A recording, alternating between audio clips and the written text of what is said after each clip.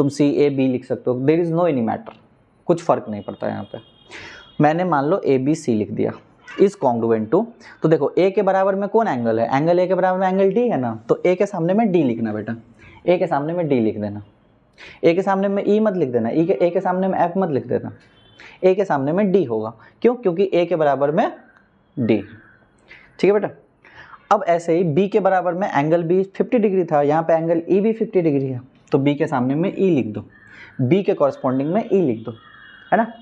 और ये एंगल और ये चैप्टर पढ़ने से ना तुम लोग थोड़ा सा लाइन्स एंड एंगल्स देख लेना, ठीक है, लाइन्स एंड एंगल्स थोड़ा सा पढ़ लेना, अगर नहीं पढ़ोगे उसका कॉन्सेप्ट यूज होगा तो मैं बता दूंगा, डोंट वरी। ठीक है, जैसे कॉरस्पॉन्डिंग मैंने बोला, तो कॉरस्पॉन्डिंग का मतलब क्या होता है, सामने सामने, आमने सामने, पढ़े थे ना लाइन्स एंड एंगल्स में, कॉरस्पॉन्डिंग एंगल्स, है ना। चलो बहुत अच्छे। एंगल बी के सामने है 50 डिग्री, तो एंगल ई भी 50 डिग्री है, तो ये बी के सामने में ई लिख दिया। सिमिलरली एंगल सी के सामने में क्या हो, देखो एंगल सी 60 डिग्री है, यहाँ पे एंगल एफ भी 60 डिग्री है, तो सी के सामने में एफ लिख दो। तो यहाँ से मैं बोल दिया कि ए बी सी कॉन्ग्रुएंट है किसके, डी ई एफ के, A B C is congruent to D E F. ठीक है। अब जैसे ही मैं ये बोल दिया ना, कैसे बोल दिया, क्योंकि तीनों एंगल और तीनों साइड आपस में बराबर है, कॉरेस्पॉन्डिंग एंगल्स मतलब सामने सामने के एंगल्स और सामने सामने के साइड आपस में बराबर है, तो these two triangle are congruent. लेकिन अभी हमको इसको कॉन्ग्रुएंट बोलने के लिए टोटल 6 इन्फॉर्मेशन चाहिए कि नहीं चाहिए, तीनों साइड पता होना चाहिए, तीनों साइड पता होना चाहिए और तीनों एंगल पता होना चाहिए। तो हर एक फिगर में 6 इन्फॉर्मेशन पॉसिबल है क्या, पॉसिबल है क्या बताओ, 6 डाटा तुमको दिया रहेगा क्या, तीनों ट्रायंगल, दोनों ट्रायंगल का तुमको तीनों साइड दिया रहेगा क्या, दोनों ट्रायंगल का तुमको तीनों एंगल दिया रहेगा क्या, हर बार नहीं दिया रहेगा, मतलब डाटा कम रहेगा। तो आते हैं उस पर भी आते हैं। ठीक है, तो जैसे मैं लिख दिया ना कि A B C is congruent to D E F, तो इसका अपने आप में एक बहुत डीप मीनिंग है, बहुत खास मीनिंग है इसका। देखो क्या है, जैसे मैं लिख दिया कि A B C is congruent to D E F, इसका क्या मतलब है कि जो ए बी साइड है तुम्हारा, ए बी साइड, देखो ए बी के सामने में क्या है, डी ई, तो ए बी बराबर हो जाएगा डी ई। जैसे ही ए बी सी कॉन्ग्रुएंट हो गया डी ई एफ से, तो एक होता है सी पी सी टी, अभी बस लिख लो कॉपी में साइड में, C P C T, C P C T, C P C T. ठीक है, सी पी सी टी लिख लो अभी बस साइड में।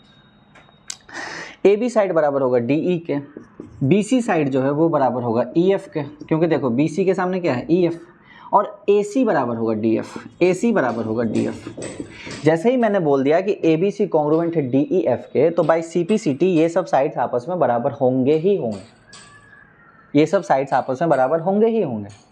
और एक चीज़ बेटा, ये जो एंगल ए है वो एंगल डी के बराबर होगा, कॉरेस्पॉन्डिंग एंगल भी इक्वल होता है बेटा, angle A is equal to angle D. ठीक है, and angle B is equal to angle E, angle B is equal to angle E, angle B is equal to angle E. ठीक है बेटा, and angle C is equal to angle F, angle C is equal to angle F. ठीक है, तो जैसे ही मैंने बोल दिया कि A B C is congruent to D E F, तो इतना चीज़ तुमको पता हो जाना चाहिए सी पी सी टी से। जैसे ही मैंने बोल दिया कि A B C is congruent to triangle D E F, तो तुमको by C P C T ये सब चीज़ पता होना चाहिए। टोटल ये 6 इन्फॉर्मेशन आपस में बराबर हो जाता है। बोलोगे सर ये सी पी सी टी का मतलब क्या होता है, तो लिख लो, मुंह से बोल देता हूँ, लिख भी दूंगा, corresponding part of congruence triangle. क्या होता है, क्या होता है, corresponding parts of congruence triangle.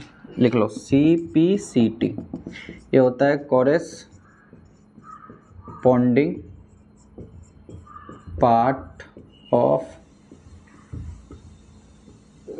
Congruence triangle. ठीक है, corresponding part of congruence triangle.